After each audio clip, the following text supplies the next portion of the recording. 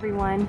Natissa here, and welcome to You Can Grow Too, and to the first garden tour of the 2024 fall season. Here in the subtropics of Florida, this is our time to grow. As other people are ending their gardening season, we here in the subtropics of Florida are just beginning ours. It is true we can grow year-round, and I do, but the weather is so much better. The temperatures are starting to go down, the humidity levels as well. The intensity of the sun, which can be dangerous for us gardeners and our plants, is not as high as in the summertime. And of course, the level of the bugs are lower too. And for me, that makes gardening so much better. It is also the time that we can grow a lot of our common food crops that many of us are trying to grow through the summer but can't. But this is the time to do so. And I am just so excited.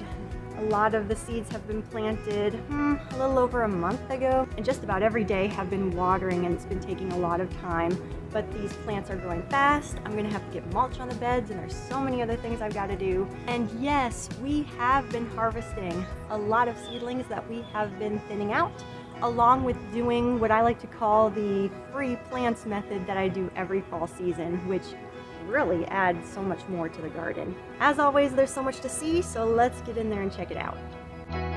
Before we get into the official garden tour, I just want to show you that with Hurricane Milton, we have more banana plants that survived than I thought. I said there was one, but after clearing away all the rubble, it looks pretty good. There's a lot left. Our sugarcane looks like it had a rough time. But we don't want to focus too much on our summer perennials, our tropical perennials here. I want to get started with our fall and winter garden because, gosh, you know, this is the season I have been waiting for. And before we get into the garden, I do want to stop and take a look at, well, that doesn't look like a failure right now, but we already have some failures. So over here it is what was a Romanesco plant, and my goodness, a few weeks ago these were looking so good. I had 3 of them here, one here that I took out, and then there's one over here that is actually looking really good. And I'm actually not sure if it is a Romanesco. Long story short, I got some seeds from a company that actually dealt with a fire, and I'm wondering if they had some issues with their inventory, because not only did I not order the Romanesco seeds and got them, but the plants that I've planted had different looking leaves, the ones that had died. So I'm wondering if I even had different plants. But anyhow, this one's looking really good, so not quite sure what it is. A success? We'll see what that is. But anyhow, in this container, the Romanesco that didn't fail, or I should say, quote unquote, Romanesco, these were looking really good, but I don't know what happened. The leaves started fading. You can kind of see that maybe. The color was starting to get pale, and they just wilted like overnight and died. And yeah, I don't know. It happened with my broccolis as well. We'll take a look at that. But something interesting, see that there? I'm wondering if this is jicama coming up. I don't know how. I don't think I left anything in the ground, but this is coming up. We'll see what it is. I think this was the pot I grew the jicama in. I just moved it over here. And in this pot over here, where I had the failed Romanesco as well, I popped in just last night some beets, and I tried doing my beets in my little seed starting trays for the first time, so we're going to see if that helps with it growing.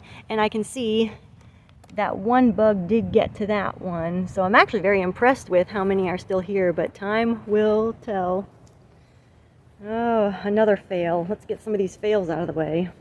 Oh, my bucket of bulbing onions. My goodness, they were growing so well, and bugs have been nipping them down left and right. So I think about half of them are gone, but we'll keep it going because I think I have a variety. Oh no, gosh, another one's been nipped down. It's on its side right there, completely nipped, and I don't know how well onions are going to heal after that. Some plants do very well, like tomatoes and peppers, but onions I'm not sure. But my goodness, another bad onion year. At least that's what it's looking like. But what is looking good? The row of beans. They're already starting to flower, all on this bed. I think this is the dragon tongue bush beans, I'm pretty sure. And on the other side, we have my purple bean, probably burgundy, royal burgundy, and I think the big kahuna. They're just starting to flower. We will see how that variety does as well. But something I need to remind myself with is, it might be hard to tell, but I planted all the beans along this side of the bed, and I did not plant any on this side, thinking I would plant my bok choy, which I've done last year. And I remember there was a bit of a struggle, but this year, yeah, kind of failing in my bok choy, and that's my favorite. So for next year, either plant all your beans on one side, like in this way, or the other side, or just dedicate the whole bed to beans, because leaving that other side empty, thinking it was a good idea, these beans have gotten so big, they've overgrown and outshaded a lot of my bok choy seedlings. So hopefully this tour will remind me to do that next year. But they are still looking pretty good. I'm expecting to have beans pretty soon. We'll just kind of walk out of this way and get a quick look at the other two beds. We'll start with this middle one. Some Asian greens. Gosh, I can never pronounce the name of it, but I really like it. And also, I think this is the Kamatsuna. I kind of planted them all here and was doing my free plants method. So I have some younger ones that are just starting to hopefully grow and do better, because I moved them from this huge cluster. And I also popped in a couple of extra beets. And some Celtis or Celtis, however it's pronounced, in Asian lettuce.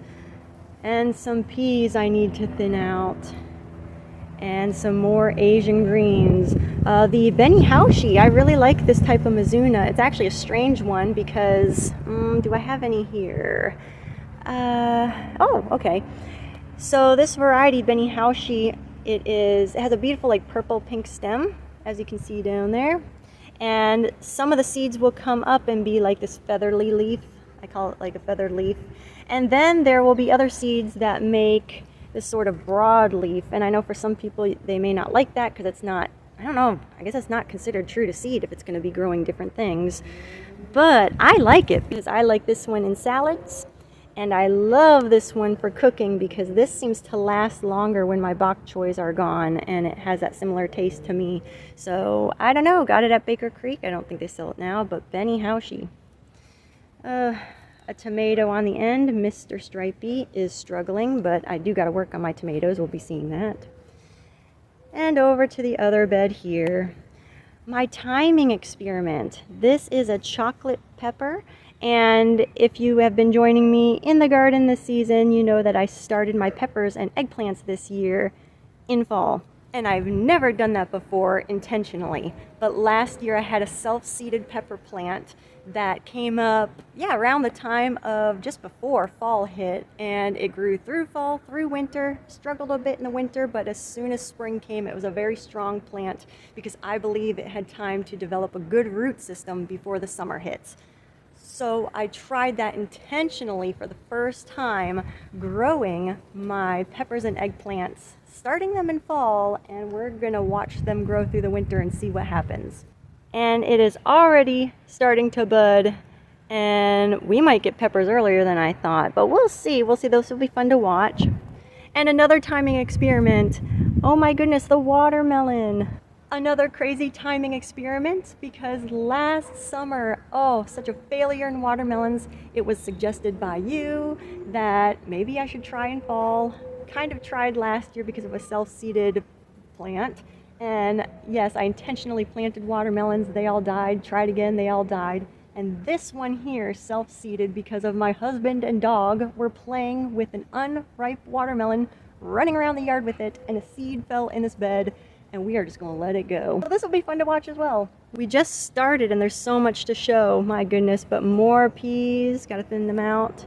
Have some perpetual spinach, I think is right here. Some Ethiopian kale, self-seeded. I need to thin this patch out as well. I've been working on that every evening. And here is an eggplant that, yes, I started at the beginning of fall, and we will see. And beautiful lettuce. So coming out of the Titanic beds, we are now at this little raised bed here. And We have sweet potatoes regrowing from what I've harvested. Summer plant that looks really good in the fall because things have cooled off a little better. But let's focus on our fall and winter crops. Our collards, oh, they're coming in. I just harvested some of the first baby greens of the collards, and I have been thinning them out and doing the free plants method of getting the seedlings gently out and moving them about the garden. And a self-seeded Everglades tomato plant. Is this a mistake? I did this last year, thought it was crazy, but yet thought it was cool because as it grew into this peach tree that is actually starting to go dormant, and it became like a tomato tree. So I'm going to try to do that again, but trim it so it doesn't take over the collards, because that happened last year and I love my collards. Something that worked last year was I have some giant kohlrabis sitting here kind of in a shady area because of some of this yam vine and sugarcane. But last year I did grow kohlrabis here. I let them grow all through winter and harvested them sometime in spring, and they're actually looking really good right now. And that's one of my goals in the garden this year, is to use spaces that are not good. I'll put that in quotes. Let's move along. This poor dog is not happy with me right now. And over the bench, look at that stunning pumpkin flower and this crazy vine. The doggies are really not happy, so we'll try to speed through here. But I did notice the other day, right at the tip of my finger, a female bloom. The pumpkin, there is the fruit, and we already have the male blossoms blooming, as you just saw. So, oh, I'm so excited. Pumpkins are one of my favorite things, and gosh, some of the most beautiful things to grow. Very lovely, very lovely. Going across the top. And coming down, I also have beans growing up along the fence here. And very interesting to see something is, I'm pretty sure, but I think those beans over there that are not doing well are the common Kentucky Wonders. This one that's doing pretty good is a purple bean called, I'll put the name on the screen because I can't pronounce it. And the one that's really looking lush and good, I think, is the rattlesnake pole bean, and that is known to be good in the south in sandier soils and I think drier and humid conditions. I'll have to reread that part, but it's looking good, so I wouldn't doubt it. And this interesting flower, cat whiskers. I've heard you can make tea out of it, and it helps with things like kidney stones, but I mean, it's just a beautiful flower. Yes, very nice, very nice. And more beautiful flowers. Gosh, last year this was the flower that stole the show to me.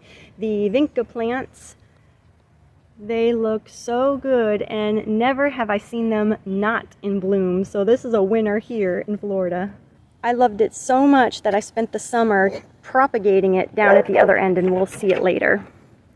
But let's look down here, and oh my goodness, excited about this bed. Underneath this protective hardware cloth, I have my giant carrots.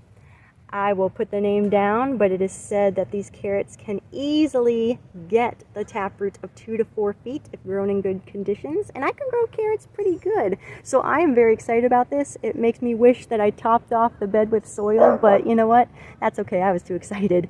So there's the giant carrots, and this is to help protect the squirrels from digging them up. So I'll be taking this off soon. And we have some of our kales coming up, self-seeded nasturtiums, and more kale. And what decided to wake up? Our Cubanelle pepper plant. Look at that. It is looking so good. I should have topped off this leggy long end, but I didn't. And now I just can't help myself because I see peppers in there, and of course it's going to be harder to take that out. But there's more starting to grow here. They're liking the cooler weather, and probably because I put some compost in here and they're getting a lot more water than they probably were earlier. It's hard to keep my garden moist sometimes, but this is exciting. And let me backtrack 1 second. This used to be our fire pit, and I have a video that I'm going to come out with soon, and I'm very excited to talk about that. So I am shamelessly going to put the subscribe button reminder for you because I'm excited for this video and excited for what is going to come out of this new garden bed that I turned from an old fire pit. And you'll also find out why I did that. And I think I don't know, I'm excited for that video. So coming from the raised bed areas, from our fire pit garden bed that I'm so excited to talk about later, we are going down to our, what I call the rock bed or the horseshoe bed. Before we step in, we will look at this little cilantro coming up. I know it doesn't like a lot of sun and heat, so hopefully a bit of the shade from this San Marzano tomato plant will help it, which is looking better today than I feel like it was yesterday. And there is more cilantro here.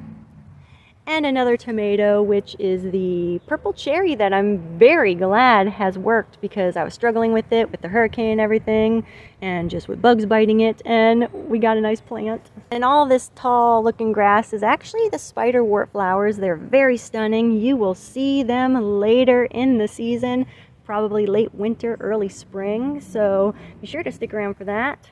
And we have our loose leaf Chinese cabbage here. I might have to thin some out, move some seedlings around. My free plants that I love so much, might have to do that.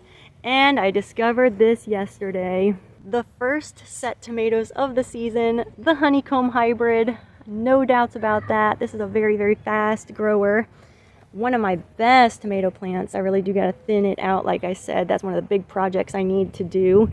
But yeah, trying to keep the ground watered, gotta get, there's just so much mulching and everything. And more Chinese cabbage. And another purple cherry tomato plant. I tried to get 2 honeycomb hybrids because my husband loves the honeycomb hybrid, but this is what happened. 2 purple, 1 honeycomb hybrid. And oh no, there are always fails in the garden. I just took this out of a patch of collards yesterday and planted it here, and a bug has nipped at it. And this happens a lot. That's why I plant a lot, have things all around the garden, because that's the only way I have such success, is by doing that, because that does happen and that's normal. It's okay. We are still working our way on the outside of the horseshoe bed. Ton of my Cuban oregano that I want to thin out. I need to weed out, and I want to try dehydrating that and see what that is like. Oh no, my gosh. This one was doing so well. Another collard got nipped by the bugs. My goodness. Well, I have more collards to thin out and move around, as we saw earlier, so it's going to be okay. Moving over to a success I had earlier in the season of fall. Cucumbers. So I'm trying them again. I'm going to thin them out probably one more time shortly, and I'll need to keep an eye on those green little caterpillar worms that like to take them out. So I'm very excited to see that grow. I had such success. And a self-seeded Gomphrena. Beautiful flower. My stevia is coming back from the root system here. I put rocks around it to remind me where it was, so I'm glad I did that. And we have a jalapeno. I do not eat jalapenos, but my husband does. And this was a plant, a lot of these plants you're seeing, many of them I should say, have been leggy plants. And sometimes we think to ourselves, oh, it's a leggy seedling, there's no hope for it. And my goodness, look at this. It's not bad. It's very sturdy. I'm hoping to do a video on the journey of my leggy seedlings, despite the hurricane and all that has happened, you know, and how I wanted to do the video. It might turn out a little different, but you know what? Bottom line is we have success from leggy seedlings. So hopefully it will be an encouragement to you. And I saw this the other day. The radish, look at that. Radish is already starting to plump at the roots there. They're such fast growers. So this will be exciting to put in our winter salads that we just started harvesting. More tomatoes, we'll see what happens, and another jalapeno on this side. So before I take you around continuing our rock bed, let me turn you around 1 second. The area near the sunroom, and we have some African potato mint here.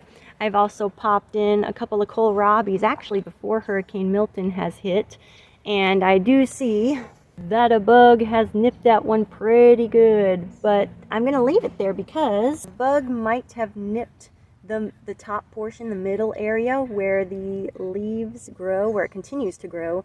But I have left plants that look like this, and yeah, they're set back. It's going to take longer for them to grow, but I have had plants come to fruition and do well from that, so we're going to leave that there. And I have to point out in the back, Last year I did a food container garden video, and I will link that down in the description. And this year I revitalized the soil with grass and some sand, and we're going to see what happens. And yeah, this also is a part of another experiment that I'm working on from Save Seed. A lot of stuff going on this year, but the plants are looking really good. Might need to do some compost tea soon, but the soil is very, very moist in there. I'm actually very surprised for it being in a small container. And my mullein is still growing from last season, so we'll see. It's the only surviving one. I mean, it's looking like it has some issues, but we'll see. And again, before we continue the rock bed, here is a possible success. Number one, another super-de-duper leggy seedling. And look at it, it is actually looking pretty darn good considering. This is the purple sprouting broccoli, and I am excited to try that because I grew broccoli successfully last year, and my plans were to grow so much more broccoli, but unfortunately, oh, just like those Romanescos, it is a fail. Like I said, do not know what has happened. They were doing so well weeks ago. I was so thrilled, especially after all the hurricane issues we went through and just, I don't know, the leggy ceilings and everything. And overnight, it seemed like these plants just started wilting and just dying. And I don't know what it was. I don't know if it was a watering issue. Was it too much water? Is there not enough maybe sand or some sort of draining material in this soil? I'm not sure, but all I know is practically overnight they were wilting and the leaves started to lose its luster, started to lose its color pretty quick, and well, this is what we have now. So I'm not sure, but I do know when I did plant these seedlings, I did have compost in here that was unfinished, but I didn't stir it throughout the container. I mainly just laid it on top and I left it there for a few weeks. So I don't know if that had anything to do with it. Or when I was planting these seedlings, there were grubs in these containers and I was just picking them out as I saw them, but maybe that's an issue. I don't know. When it comes to plant issues, I have a hard time figuring it out because sometimes certain characteristics in a plant that's not doing well can be multiple things and it's hard to pinpoint it. And I personally just feel more frustrated at trying to figure that out. So if something just doesn't seem right, I try to do my best at taking care of it, but then I move on with something else. So these containers will be planted with something else later this season. And I have to show you this. This bed is an experiment I am doing. It is growing in nothing but sand. I mean, I gave myself certain rules and I'll explain that in the video, but it is looking so good. We have some peas growing up here. I have a lot of mustard greens and kales. I'm hoping to get lettuces in here. The only thing is the bugs keep nipping at that right now. And I find that all the time in my bed. Sometimes a certain crop will do well one year in a certain area and another one will not. So, I mean, right now this is what we got going on. Mustard greens and peas in nothing but sand. Like I said, we'll talk about that later in the season. Really excited about this project. Very hopeful too. But I want to show this. I might not be doing good with my onions because of the bugs, but look at this. These onions came from my refrigerator after Hurricane Milton when all of the food started rotting and going bad. The onions were one of them. Yeah, they were not good in that refrigerator, and I just stuck them in this bed, and now they're providing me with green onions that I can eat from, and it will not form a bulb like, you know, you might be thinking like you buy at the grocery store, but it will give us some little fresh bulbs that we can harvest later if we so choose. But I just think that's so cool, you know. It's like turning trash to treasure, rotten food to good food. And see this flower? This is a bitter melon flower, and we will talk about that in a moment. Continuing the rock bed. So that's where our jalapenos are that I mentioned before. And now we have our African potato mint going to flower. And this is what I like to call a potato for the tropics. I actually have a video I have done talking about my experience in growing them and what I have done and the harvest, and I will post that video in the link as well, because this is something you might be able to grow too, especially in a tropical or subtropical climate. More tomatoes, got to trim that up. And over here on the outside, we have some turnips. Ah yes, gotta work those turnips in. I do like turnips, but sometimes they do get kind of bitter for me. It might be because of the heat that I experience. Some peas I am going to try to experiment with. It is the Sugar Daddy peas. I hear they're really good. Grew them once. They were not sugar snaps like they were supposed to be, but I later found out I think it was just wrong seeds. So we're trying them again. I just planted these last night. My tung ho, my edible chrysanthemum flowers that you can turn to tea. You can eat the greens. Really excited about that. And oh my goodness, my lettuce. We are going to see more of that very soon. And walking around this area, kind of where we started, where there's that one plant we talked about earlier. And I forgot to mention, I have mulch here. And one of my goals this season is to really heavily mulch the garden. And of course, as you've probably seen already, and you will see as we continue, I do need to work on that. But where I get my mulch normally, they do not have anything available at the moment. So a bit of a bummer. But something I really feel the need to do in my garden is to not only use the tools available, but to also try to develop systems here on my property in order to supply the needs for our garden. And one of that is taking plant waste. A lot of this was from either the hurricane or just cleaning out the garden, and my husband took a lawnmower and just mowed over the pile and has created mulch for our garden. So I need definitely more than this for sure, but we'll be, going over that as time goes on as well. So going now into the rock bed. Probably one of my favorite parts in the garden right now is this Chinese cabbage. Oh my goodness. I have been working on thinning these out and moving them around the garden. I've had a bit of success with that, and I still need to do more, but they're looking so good and so fast too. I planted these seeds in ground along with a lot of the other Asian greens I showed you in the raised beds. And I planted these seeds, gosh, it was like the day we got back, or the day after we got back from Hurricane Milton. So that was, oh gosh, probably around October 10th, somewhere around there. And we are in the middle of November as I film this. So that tells you how fast some of these crops grow. And this is with our decreasing daylight hours, and it's starting to get cooler. I mean, we're still pretty high, like mid-upper 80s, so I guess we're not getting cooler. But for me, it's getting cooler because of where I live. The humidity's getting lower and all that. But these plants are really benefiting from the slight dip in temperatures. And it's something I want to experiment with succession sowing as well. Another tomato plant. It is supposed to be my giant pink Belgium, but I don't know. This is a potato leaf variety of tomato, so I'm unsure if I got wrong seed or what, but we'll find out. I hope it grows something so we can find out what it is. And something stunning. Look at that. This is the red, I think it's called red, oh gosh, I'm blanking. Cranberry hibiscus, cranberry roselle, false roselle. I grow the green variety with the green leaves. But my goodness, last year this was a stunning plant, but unfortunately I believe the hurricane kind of knocked it around.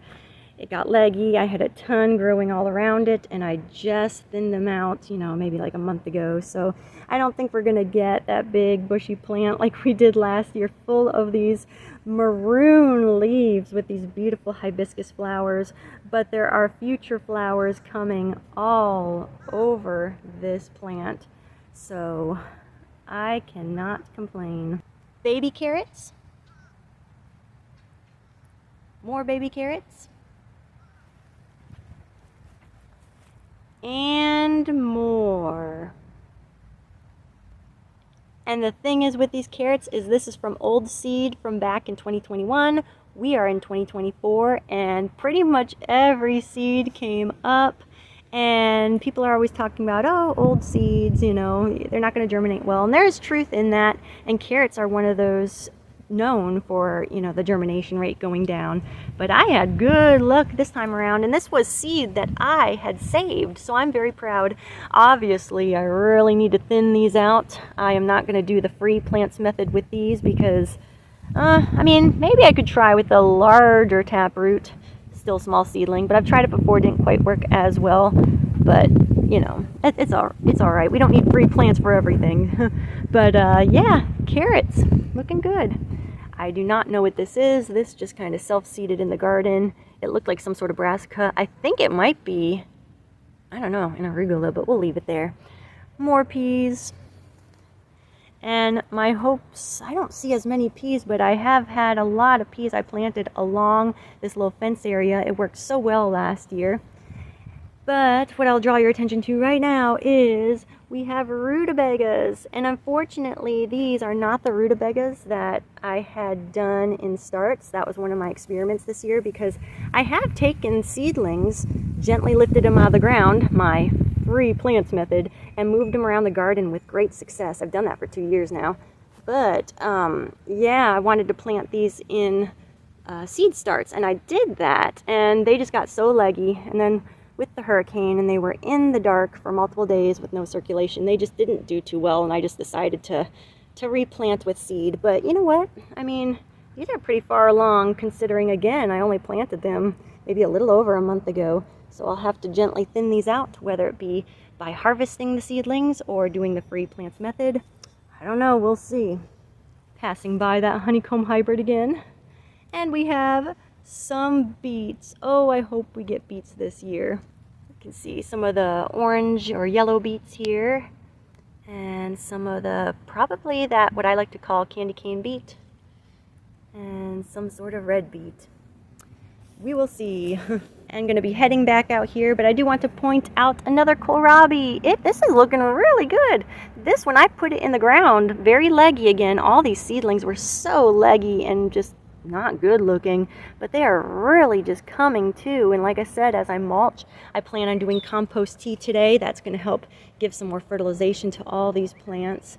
So, I mean, despite the troubles we've been having, there's a lot of good success as well. I will say one of the projects needs to be fixing our trellis systems.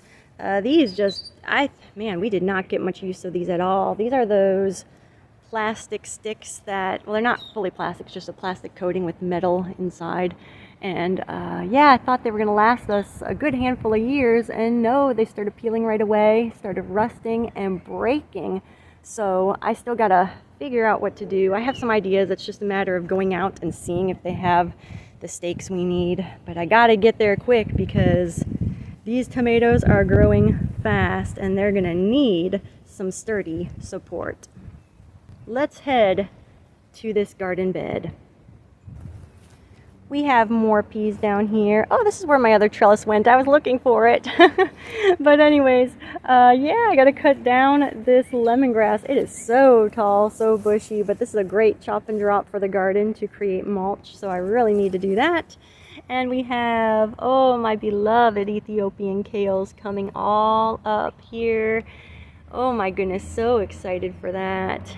And also a tropical root crop that's still growing. I did cut it back a lot so we could have a lot of our fall and winter things grow, but this is the cassava, and there are tons of cutting opportunities to spread this around the property, because this is a very, very good root crop. And a lot of things I do want to work with this root crop in experimenting in the kitchen, so hopefully I'll have videos on that too. And what I'm going to do from this point on is grow my lettuces, well, a lot of them, not only in containers like this, but also starting them early. That was something I experimented with this year, and I planted them in these small 16 cells. They're really, really tiny spaces to grow the plant in, and I thought to myself, my goodness, you know, why would anybody need that small of a planting cell? That just seems too small. But I have found it so far to be very good for starting my lettuces, because I grow so many, and it just allows me to get them started, get them going, getting them out in the garden earlier. And that is another one of my goals, is to succession sow. And I know there might be specific definitions for that. It basically means planting some of a crop and then planting more of it later.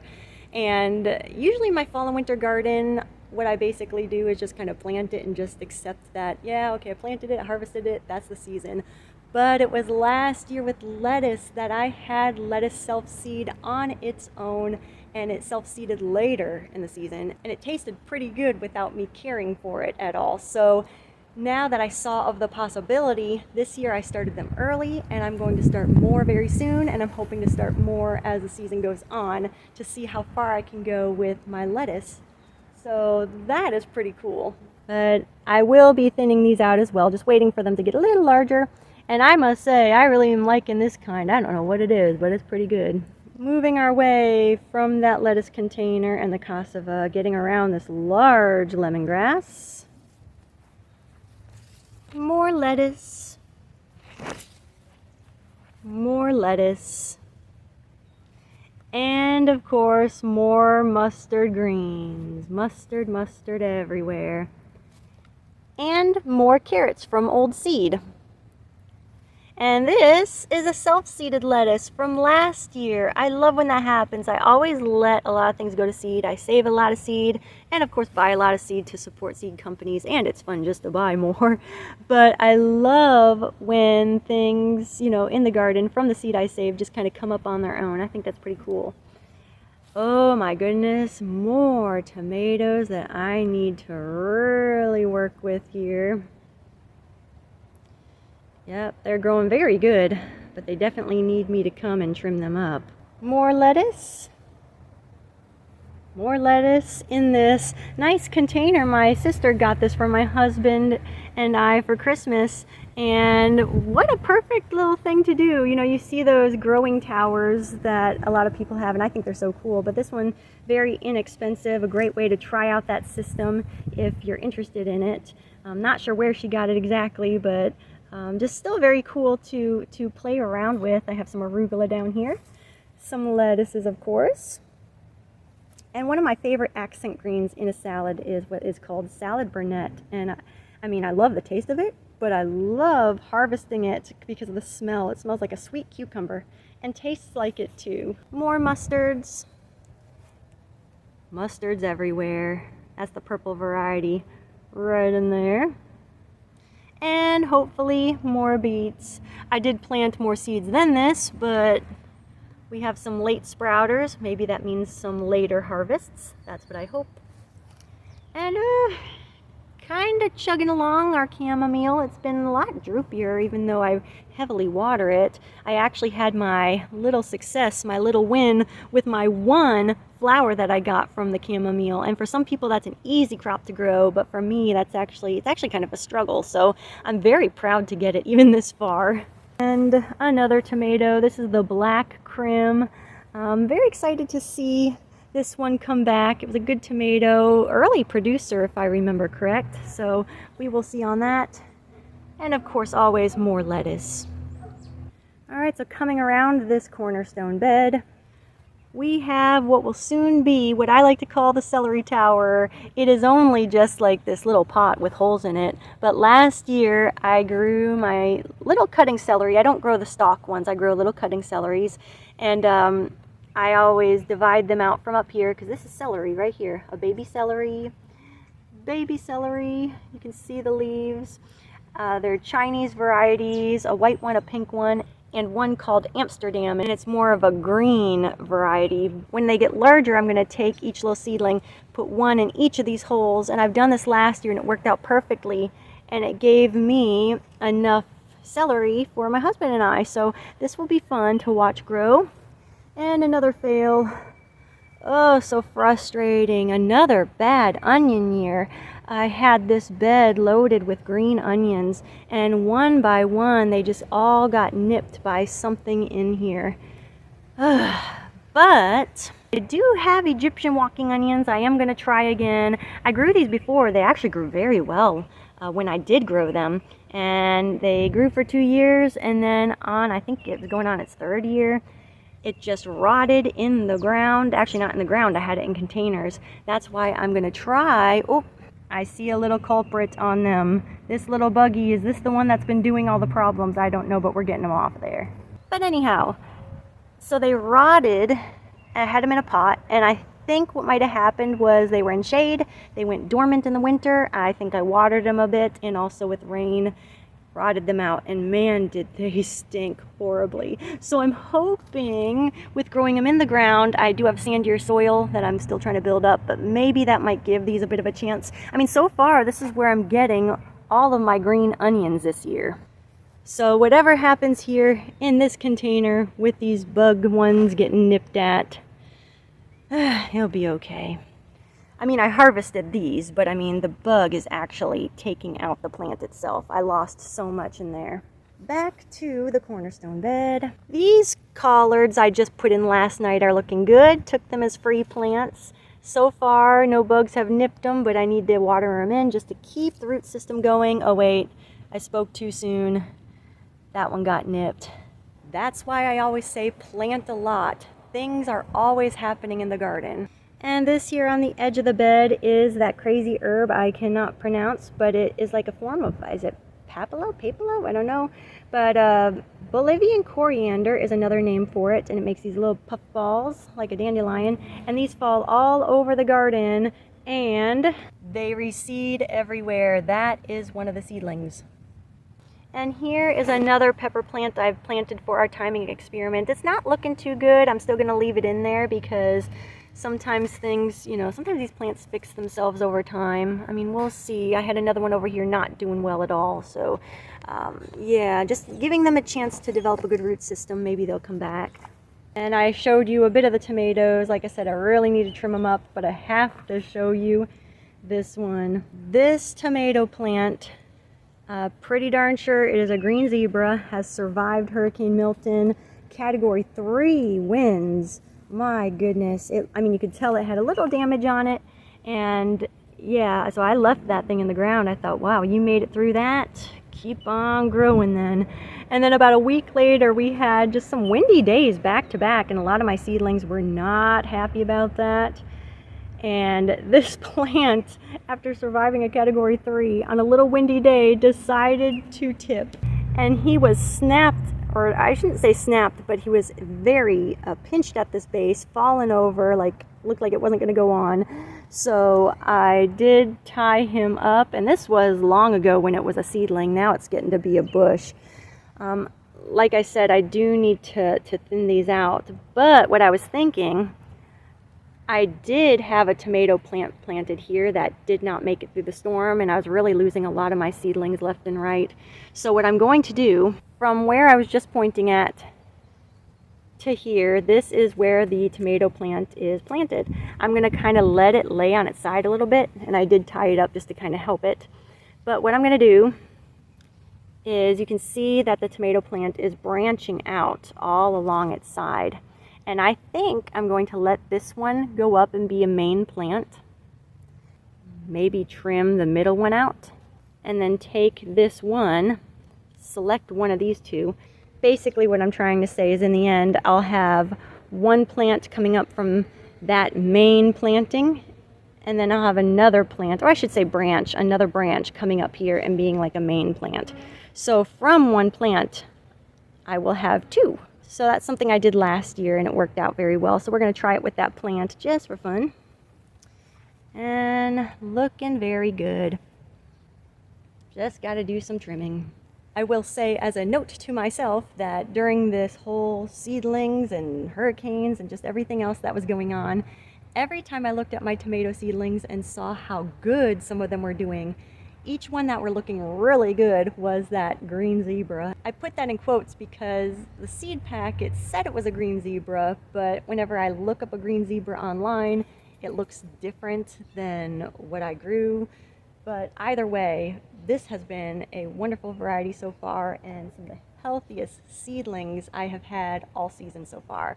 So most of them that have survived and that I planted out have been this green zebra. So we're going to see this as the season goes on. And kind of turning from our tomatoes, I want to point out I do got some daikon radishes that I'm trying. I enjoy growing them. It's just sometimes it's a lot to have them if you don't know exactly what you're going to do with them, but I love growing them. They're so easy to grow, but they might get shaded out by another pumpkin plant. Is this a mistake? I don't know. I don't think so anyways. I enjoy pumpkins. And a big success, the bitter melon. Look at this. Oh my gosh, a beautiful fruit. Beautiful but very bitter and very good for you. I have one here, I'm pretty sure is the Satsuma. And pretty sure that is the Abashi. Yes, I have two bitter melon plants growing together. A mistake? We will see.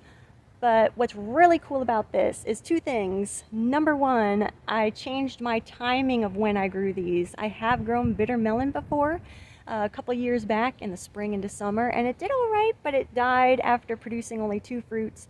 And tried it again, I think was it this year? And it just didn't do too well because of our heat, my drier soil, all that. So I thought I would try, I think it was just at the end of summer going into our fall, and they are doing wonderfully.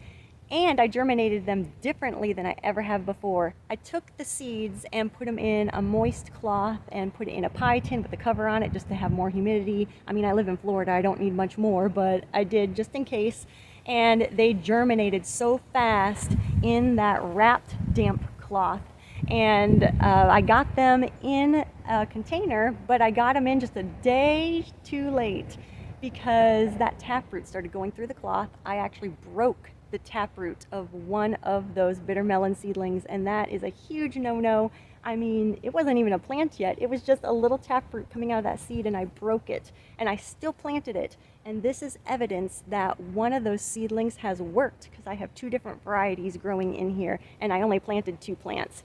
I planned on selecting one out, taking it out, but the fruit rats, believe it or not, have been eating the vine. And then with all of the hurricane issues we've been having, I just thought we weren't going to have really anything happen. So I am very, very pleased about this. And if you remember that one flower I showed you earlier, that was a wild bitter melon. And this is the flower of my edible bitter melons. I've heard the wild bitter melons that you can eat them, but I keep hearing mixed messages and I just don't want to play around with that. But yeah, we're going to have to be harvesting these soon. I'll probably never save seed from bitter melon because of our wild varieties that do exist here, and I don't want any crossings to happen that could be unsafe.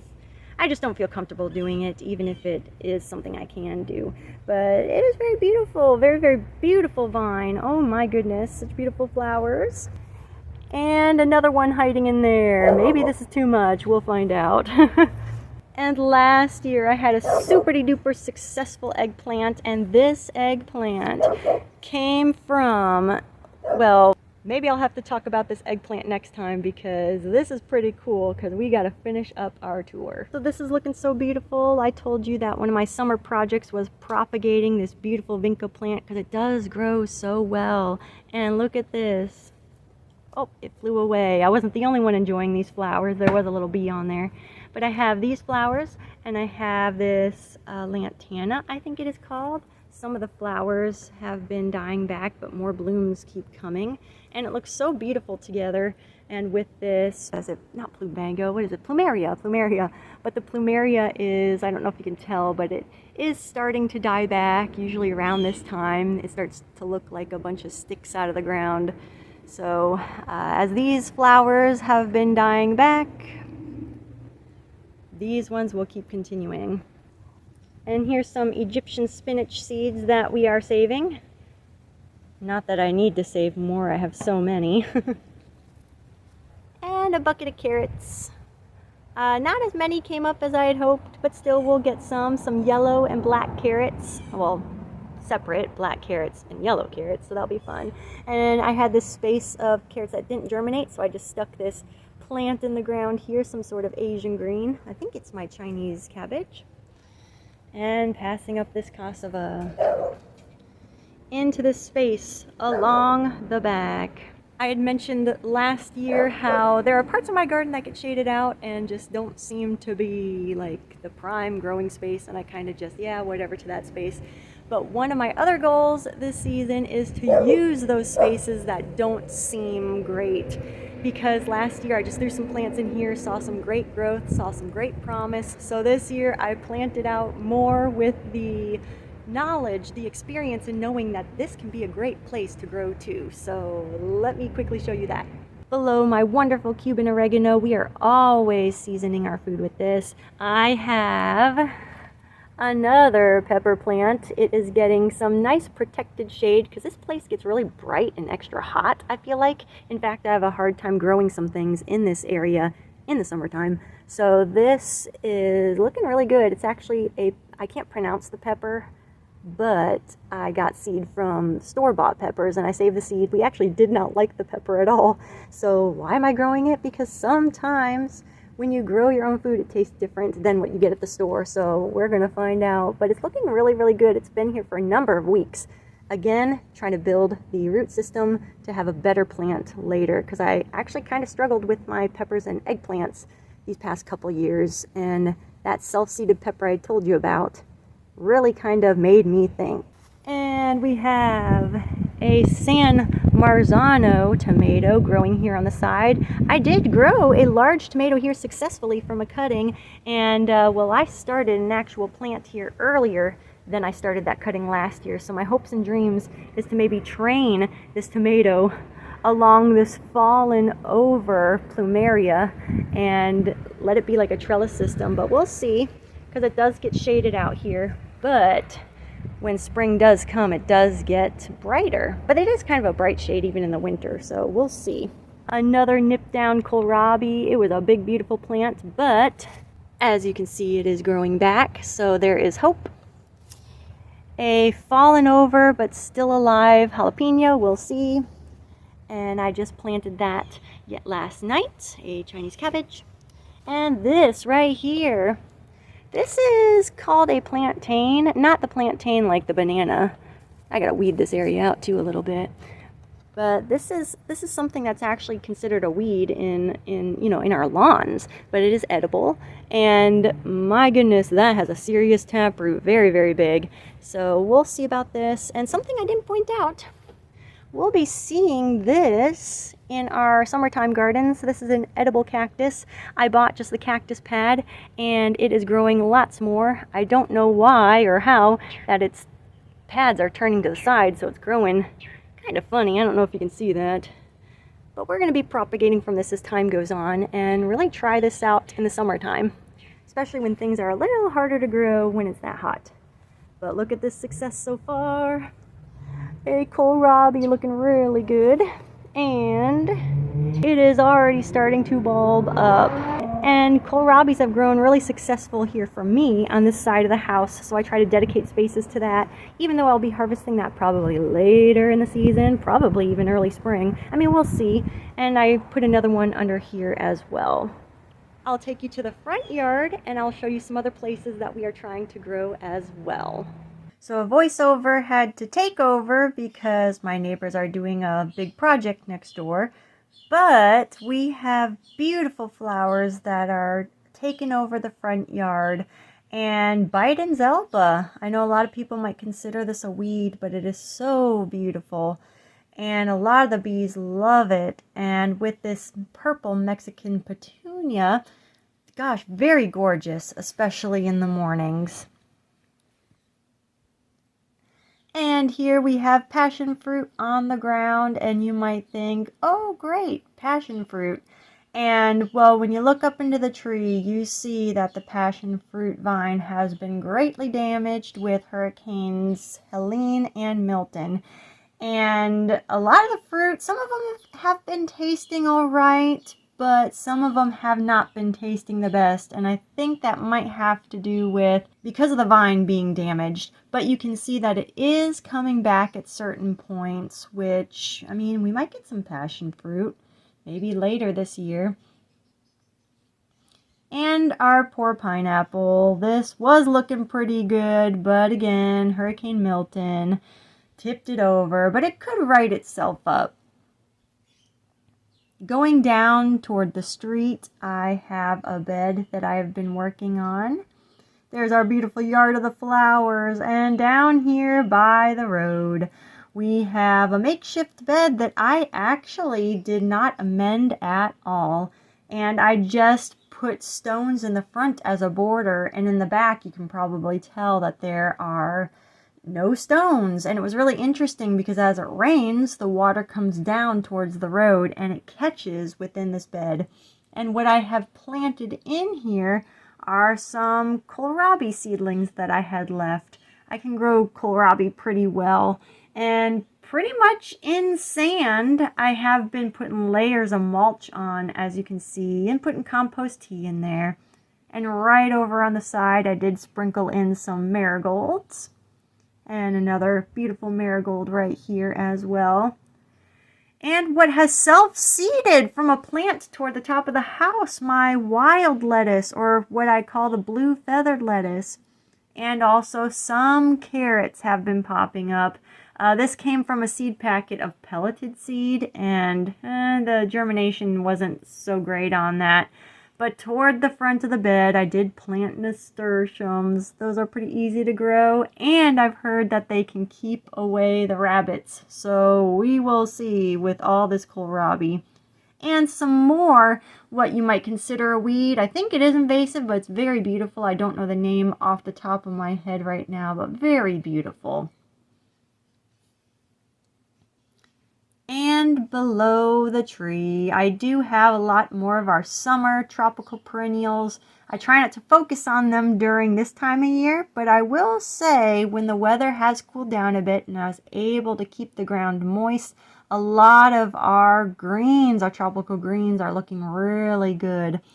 I even have another passion fruit seedling that I had planted by the tree. I mean, do I really need to do that? I don't know. I also have this coffee plant, an actual coffee plant, but I'm not expecting a large harvest of coffee beans. This was just a fun grow, but it is really coming back with our cooler temperatures and the moisture I can keep in the ground. And on the side of the house, I do have our perennial Mexican sunflowers that are the chop and drops that we use in the garden. And they work pretty good. Just have them. I mean, they're very ornamental. They're wonderful. And on the side of the house, we do have our garlic vine has gone to bloom. And again, this is a tropical plant growing through our summer, but I'm hoping to collect seeds. You can eat the leaves. I think you can eat the flowers as well. But I did have one of the tender leaves, and it was like the best tasting garlic flavor I've ever had. And next to them, of course, our blue butterfly peas are still blooming. And again, another tropical perennial, but still very beautiful. You can use the flowers for tea. Down below, more CISO spinach there, and across the front of the house, I do have roses. I know I should probably fertilize them and trim them up nice, but the few blooms that I do get are absolutely gorgeous. But these shots are actually of roses fully in bloom. That's not the image we get when we think of roses. But here, I have this growing in the backyard as well. This is tobacco. Something that I've always been interested in growing, and there are other purposes with tobacco as well, and this is the time I am experimenting with it to see how it grows, and it's doing well. Here is a random broccoli plant, trying to grow things in the front yard and seeing what will work. On the other side of the house, where this pineapple is, I did pop in more kohlrabis because, like I said, I can grow them pretty well. And the ones in the front of the house are doing excellent at this point of me filming this voiceover. But there's another kohlrabi plant right there. Oh, is nipped by the bug. And we have some beets. And I hate to say that right now, the bugs did get these beets. But I'm hoping that maybe they'll make a comeback. It's possible, but we'll see. Of course, more nasturtiums. Those are actually, like I said, pretty easy to grow, and they will fill up the space. And next to it, if you remember my summer tours, I have the ashwagandha plant that has been really struggling and actually looks better than before, but we'll see. You just never know with gardening. And in the carport, our last section, some blown down turmerics and gingers from all the hurricanes. And they're coming to the end of their year right now. Yeah, it does look a little sloppy, but you can see the dieback beginning to happen. I'm sure the hurricanes did not help, but they're pretty resilient. I'm going to keep them in the pots and just try to keep them growing. But I don't like to bring them in the house because there is a mud dauber nest. And that's just evidence to me of the critters that are in our containers from outside. So I don't like to bring them inside. But here are some more seedlings. And again, I am trying to succession sow, or at least keep things growing. Keep having seedlings, putting things out in the garden. That's a beautiful cosmos plant there. Have some sweet alyssums to the right, some cabbages on the left. And not only that, but I have some new seeds that I'm trying. A new Mizuna, and I also have a new kale. So a lot happening and a lot to look forward to. Well, hopefully that voiceover worked out. I live in the middle of a neighborhood. I have a lot of people doing projects. It's a part of living in the city. You don't have to have acreage to grow. Hopefully this at least shows you that if you have a suburban backyard, you can grow too. Such a crazy start to the season, with hurricanes, already, fails in the garden, but a lot of good things too, and a lot of already lessons I'm learning, things that I want to do for next year, and harvests. And this is only the beginning. In fact, I need to go harvest that bitter melon right now. And as I do that, check out this harvesting video for you on something that you may want to harvest too. And this video will also lead you to the quick and easy free plants, the method that I use every year for my garden. Thank you for watching, and I'll see you in the next one.